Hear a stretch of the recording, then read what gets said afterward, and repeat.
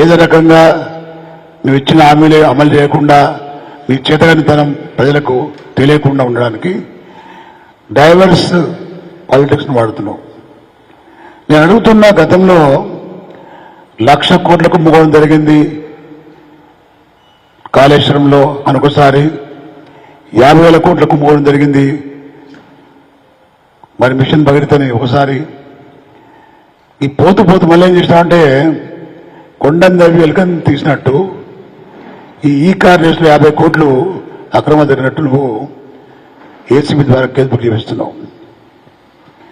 సరే, నేను అడుగుతున్న ఏసీబీ ద్వారా కేసు బుక్ చేసిన ఏసీబీ సంస్థ మీ జేబీ సంస్థ, ఎవరి అధికారులు ఉంటే వాళ్ళ దగ్గర అనుకూలంగా ఉండే సంస్థ అది. ఆ సంస్థ చేసినటువంటి ఆదేశం మీకు చేసింది అది. ఆ సంస్థ ఏదో రకంగా మా నాయకుడిని ఇబ్బంది పెట్టాలని ప్రయత్నం చేస్తున్నది. నేను అడుగుతున్నా ఈరోజు కేటీఆర్ గారి మీద, హరీష్ రావు గారి మీద, కవితమ్మ గారి ద్వారా ఎందుకు మీరు ఈ విధంగా చేస్తున్నారంటే మీరిచ్చిన హామీలు అమలు చేసే చేతగానితనాన్ని మరిపింపజేయడానికి ఇవన్నీ అడ్డమైన పాలిటిక్స్ ఆడుతున్నారు మీరు. నువ్వేమన్నా గతంలో ఇచ్చిన హామీలు 10,000 మాత్రం ఇస్తున్నా, బిచ్చం నేను 15,000 ఇస్తాను. ఇప్పుడేమంటున్నావు నువ్వు? మాట మార్చి 12,000 ఇస్తా అంటావు. మళ్ళీ ఏమంటావు? మొత్తం అప్పుల పాలు చేసిన రాష్ట్రాన్ని, కేసీఆర్ గారిని ఆరోపణ నిందలు వేస్తూ మరి చేసే పరిస్థితులు లేమంటావు. చేతగానే దద్దమ్మ నువ్వు. రేవంత్ రెడ్డి గారు, నీకు పరిపాలన చేసే దమ్ము లేకపోతే రాజీనామా చేసి విడిచిపెట్టదాన్ని. కానీ అడ్డమైన ఆరోపణలు చేసుకుంటూ బీఆర్ఎస్ పార్టీని ఇబ్బంది పెట్టే ప్రయత్నం చేస్తున్న అవుతుందో అది తాత్కాలికం. మాకు అదే విజయ సోపానంలో పనిచేసే ఫ్యూచర్లో. ఒకటి అడుగుతున్న కాంగ్రెస్ పార్టీ వాళ్ళను, 50 కోట్ల రూపాయలు ఏవైతే కేటాయించిన ప్రభుత్వం ద్వారా ఈ కార్ రేసులో డబ్బులు ముట్టిన విదేశీ సంస్థకు చెందినటువంటి యాజమాన్యం గతంలో రేవంత్ రెడ్డికి కలవడం జరిగింది, అది దాచిపెట్టడం జరిగింది.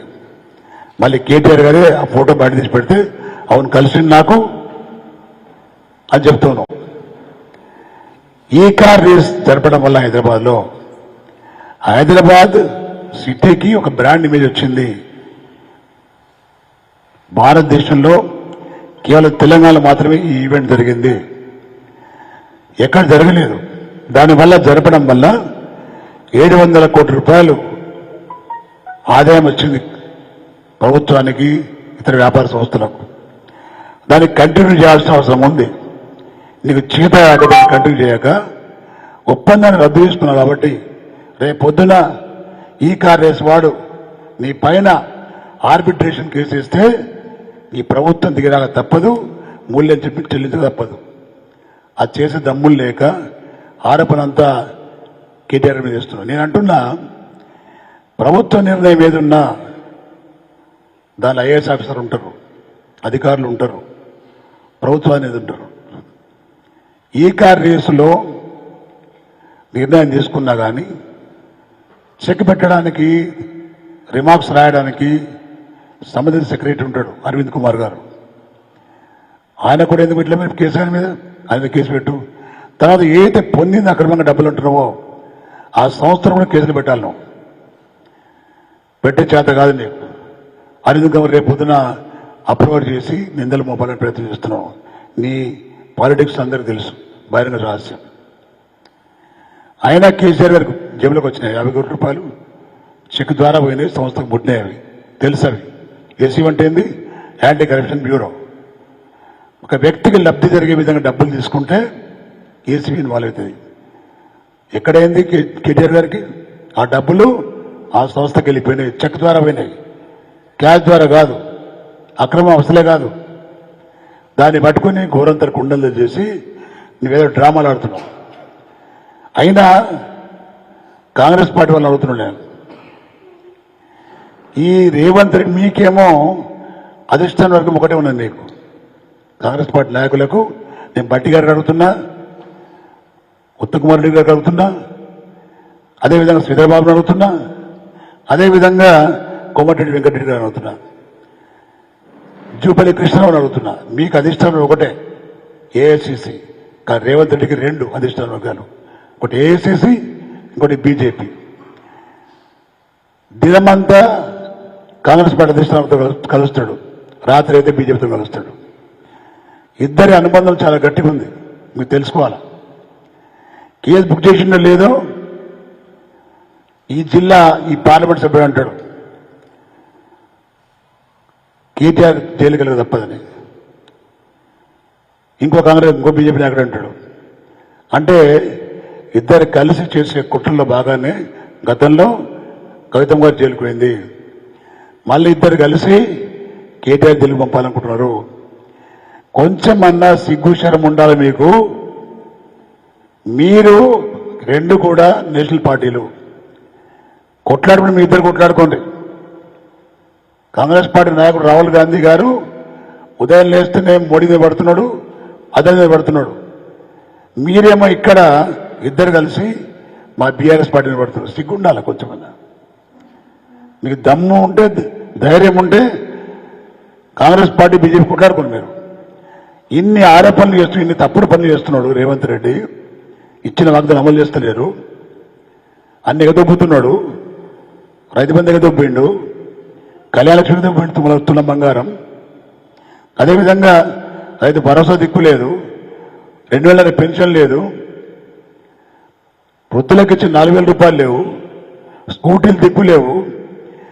ప్రతిరోజు నిలదీసేది మా పార్టీ, మా కేటీఆర్ గారు, మా హరీష్ రావు గారు, మా కవితమ్మ గారు. ఏ ఒక్క బీజేపీ నాయకుడు అన్నా ఇవ నిలదీస్తున్నాడా? తూతు మంత్రంలాగా ఒకసారి ఒక రోజు ఒక స్టేట్మెంట్ ఇచ్చి మర్చిపోతుంది తప్ప ఒక్కసారి కూడా రేవంత్ రెడ్డి చేసే అక్రమాలు, రేవంత్ రెడ్డి చేసేటటువంటి తప్పుడు విధానాలు ఏ ఒక్కరోజు బీజేపీ పార్టీ అడిగిన పాపన పోలేదు. దయచేసి గమనించాలి ప్రజలు కూడా. ఇవాళ 10 సంవత్సరాలు కేసీఆర్ గారు ప్రతి వర్గాన్ని హక్కును చేసుకొని ప్రతి కులాలకు, ప్రతి వృత్తులకు తగిన విధంగా గౌరవించి అన్ని విధాలు ఆదుకున్న వ్యక్తి మహానాయకుడు మా కేసీఆర్ గారు. 10 ఏళ్ల కాలం తర్వాత కాంగ్రెస్ పార్టీ అధికారం వచ్చిందంటే మాకు వ్యతిరేకంగా రాలేదు, ప్రజలు వేయలేదు మాకు వ్యతిరేకంగా. కానీ 10 ఏళ్ళు వేసినాం కదా కేసీఆర్ గారికి. కాంగ్రెస్ పార్టీ నాయకులు వాగ్దానాలు డబల్ చేస్తున్నారు కదా, ఇంతకంటే 2 తెలుస్తున్న ఆశతో వేసిన ఓట్లు ప్రజలు, మీద ప్రేమతో కాదు. 1 ఇయర్లో, సంవత్సర కాలంలో మిమ్మల్ని తిట్టని నాయకులు, తిట్టని కార్యకర్తలు లేరు, తిట్టని ప్రజలు లేరు. అన్ని వర్గాలకు ద్రోహం చేసిన వ్యక్తి రేవంత్ రెడ్డి. నిన్ను తిట్టిన బూతులు గతంలో ఏ ముఖ్యమంత్రిని ఏ ఒక్కరు తిట్టలేదు. అన్ని బూతులు తిట్టితే కొంచెం అన్నా కూడా ఇంగిత జ్ఞానం లేక భరించుకుంటూ ఆ కోపాన్నంతా బీఆర్ఎస్ పార్టీ మీద, కేటీఆర్ గారి మీద, హరీష్ రావు గారి మీద, కేసీఆర్ గారి మీద నువ్వు తీస్తున్నావు తప్ప నీకు అమలు చేసే ధైర్యం, శక్తి లేదు నీకు. వాళ్ళని అడుగుతున్నా కాంగ్రెస్ పార్టీ నాయకులను, మీకు ఏం మాత్రం దమ్ము ధైర్యం ఉంటే ఈ డబుల్ గేమ్ ఆడే రేవంత్ రెడ్డిని ఇమీడియట్ తీసేసి మీరెవరో ఒకరు అధికారానికి వస్తే ఆ కాంగ్రెస్ పార్టీ బతుకుతుంది. లేకపోతే ఈ దేశంలో కాంగ్రెస్ పార్టీ నామరు లేకుండా చేస్తారు ప్రజలు. ఇప్పటికైతే కాంగ్రెస్ పార్టీ మీద ఆశ్రయించుకుంటున్నారు.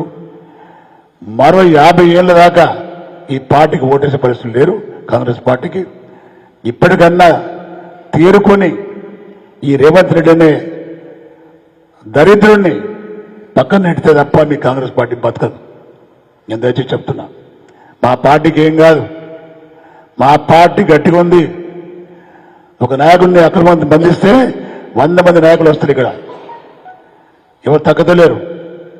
నేను మనం చేస్తున్నా వల్ల కోర్టుకు వెళ్తామా, పైకోర్టుకు వెళ్తామా, పోరాటం చేస్తామా, ఇవన్నీ కూడా మా నాయకత్వం నిర్ణయం తీసుకుంటుంది. నాయకత్వ నిర్ణయం మీకెళ్ళే మా యొక్క ఆచరణ ఉంటుంది. అదేవిధంగా జిల్లాలో ఉన్నటువంటి బీఆర్ఎస్ పార్టీ శ్రేణులు ఏ ఒక్కరు కూడా ఆధారపడాల్సిన అవసరం లేదు. మన నాయకుడు కానీ మన పార్టీ కానీ కొద్ది రోజులు ఇబ్బందులు ఉంటాయి, అధికారం కోల్పోయినాం కాబట్టి ఇబ్బందులు ఉంటాయి. ఇబ్బందులు వచ్చినంత మాత్రాన తట్టుకుని నిలబడే పార్టీ మన బీఆర్ఎస్ పార్టీ. నాయకత్వం గట్టిగా ఉంది. మనం ఎదిరిద్దాం, మనం పోరాటం చేద్దాం. దుష్ట పరిపాలన ఇది, మంచి పరిపాలన కాదు, ప్రజా పరిపాలన కాదు, ప్రజలు ఆదరిస్తున్న పరిపాలన కాదు, ఇది ప్రజలు ఆశ్రయించుకున్న పరిపాలన ఇది కాంగ్రెస్ పార్టీ. కాబట్టి మన శ్రేణులు ఎవరు కూడా భయపడాల్సిన అవసరం లేదు. ఇవల్ల ఒకటి కాదు, రెండు కాదు, 1,27,000 కోట్లు అప్పు చేసింది రేవంత్ రెడ్డి. మేము చేసింది 4,70,000 కోట్లు 10 ఏళ్లలో. 1 ఇయర్లో 1,20,000 కోట్లు అప్పు చేసినాం. మేము చేసిన అప్పుతోని కాళేశ్వరం కట్టినాం, మేము మిషన్ భగీరథ చేసినాం, మనం గ్రామాలు బాగా చేసినాం, మేము రోడ్లు బాగా చేసినాం. మేము అదేవిధంగా ఒకటి కాదు, రైతాంగానికి రైతు బంధు ఇచ్చినాం, దళిత బంధు ఇచ్చినాం, దళితులకు బీసీ బంధు ఇచ్చినాం, మేము ఇవన్నీ ఇచ్చినాం, మేము అసెట్ కలిగించినాం, మేము ఆస్తులు పెంచినాం. మేము నీ 1,20,000 కోట్లు 27,000 కోట్లు అప్పు తీసుకొచ్చి నువ్వేం చేసావు చెప్పాలా? వచ్చిన ఆదాయం ఏమైంది? అప్పుడు నరికిరిగా మనకి ముగ్గురు నాయకులు ఇవన్నీ వాగ్దానాలు ఇస్తున్నారు, అమలు చేస్తారంటే ఎందుకు ఏం? కాంగ్రెస్ పార్టీకి అనుభవం ఉందట, ఈజీగా చేస్తాం. మేము తెలంగాణ రైతాంగం వచ్చిన తర్వాత ఆదాయం పెరిగింది, మాకు అనుభవం లేదా అని మరి నరికిండ్రు చాలా మంది. మొన్న అంటాడు రేవంత్ రెడ్డి రీసెంట్లీ, తెలంగాణ వచ్చిన తర్వాత ఆదాయం తగ్గిందట, సమైక్య రాష్ట్రాలు పెరిగిందట. సిగ్గుండాల కొంచెం అన్న. తెలంగాణ ప్రజలు ఆలోచించాలా, తెలంగాణ ప్రజలు బాగా తీవ్రంగా ఆలోచించాలా. దయచేసి ఆలోచించండి. మొన్న అల్లు అర్జున్ కేసులో క్రిమినల్ కేసు పెట్టిన తర్వాత సరే లా ప్రకారం నడిచేది వేరే విషయం. నువ్వేమన్నావు, నీ నాయకులు ఏమన్నారు? ఈ జిల్లా నాయకుడు కూడా ఆంధ్రలో బతికేసరికి వచ్చిండు, వాళ్ళు వెళ్ళిపోవాలా.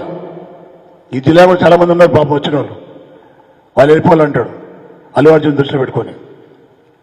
అదేవిధంగా రేవంత్ రెడ్డి అంటాడు తెలంగాణ వచ్చినాకనే ఆదాయం తగ్గిందంటాడు. మొన్న ఎంతకుముందు పెరిగిందంటాడు, ఇప్పుడు తగ్గిందంటాడు. 2 దొరికిన కాదు రేవంత్ రెడ్డి 10 దొరికినాయి. చాలా డేంజర్ సిగ్నల్స్ ఇస్తున్నాడు ఆయన. వీళ్ళు అల్లు అర్జున్ పెట్టిన తర్వాత రేవంత్ అక్కడ చంద్రబాబు నాయుడు అన్నాడు ఫిలిం ఇండస్ట్రీ ఆంధ్రప్రదేశ్ రండి, అమరావతిలో మేము మీకు జాగాలు ఇస్తామని, సౌకర్యాలు కల్పిస్తామని. అంటే ఏంది? రియల్ ఎస్టేట్ ఖతమైపోయింది తెలంగాణలో, అంత ఆంధ్రకి వెళ్ళిపోతున్నారు. ఫిలిం ఇండస్ట్రీ వెళ్ళిపోవాలా, బిచ్చమెత్తుకొని బతకాలా, నువ్వు మాత్రం మంచిగా ఉంటావు. ఇది పరిస్థితి రేవంత్ రెడ్డి. రేవంత్ రెడ్డి ఖబర్దార్, నువ్వేదో అనుకుంటున్నావు, నువ్వు అధికారం శాశ్వతం కాదు, అధికారం శాశ్వతం కాదు. నువ్వు తప్పు చేసి జైలుపోయినావు, నువ్వు తప్పు చేయని వాళ్ళని జైలుకి పంపించే ప్రయత్నం చేస్తున్నావు. నువ్వు ప్రజలు గమనిస్తున్నారు, ప్రజలు సీరియస్గా గమనిస్తున్నారు. నువ్వు తెలంగాణ వ్యతిరేకి, నువ్వు సమైక్యాంధ్ర మనిషి, నువ్వు నీ దృష్టి మొత్తం సమైక్యాంధ్ర రావాలనుకుంటున్నావు, చంద్రబాబు నాయుడు బాటలో నడవాలనుకుంటున్నావు, నీ ఇష్టం. కానీ ప్రజలకు కూడా మనం చేస్తున్నాను నేను. ఇవన్నీ జరుగుతున్న పరిణామాలు ఆలోచించండి మీరు. కేవలం తెలంగాణ కాంక్ష, తెలంగాణ గౌరవాన్ని కాపాడేది కేవలం కేసీఆర్ గారు, బీఆర్ఎస్ పార్టీ మాత్రమే. ఏ కాంగ్రెస్ పార్టీ బీజేపీ చేయదు. ఇప్పటికే ఈ 1 ఇయర్లో 10 ఏళ్ల రాష్ట్ర గౌరవాన్ని నాశనం చేసినారు రేవంత్ రెడ్డి అనే వ్యక్తి. ఇంకెంత నష్టపోతామో మనకు తెలియదు. ఇవన్నీ దృష్టి పెట్టుకుని చెప్తున్నా, పార్టీ శ్రేణులకు మరోసారి చెప్తున్నా, ఎవరు కూడా ఆధారపడాల్సిన అవసరం లేదు. మేమందరం ఉన్నాం ఇక్కడ. ఎక్కడ ఈగ వాళ్ళనా మేము వచ్చి వాళ్తాం. డోంట్ వరీ, నాయకత్వం గట్టిగా ఉంది, మేమంతా ఉన్నాం. ఈ తప్పుడు కేసులు, చిల్లర కేసులు పెడితే భయపడొద్దని చెప్పి మనం చేస్తూ సర్వేసుకుంటా. జై తెలంగాణ, జై తెలంగాణ.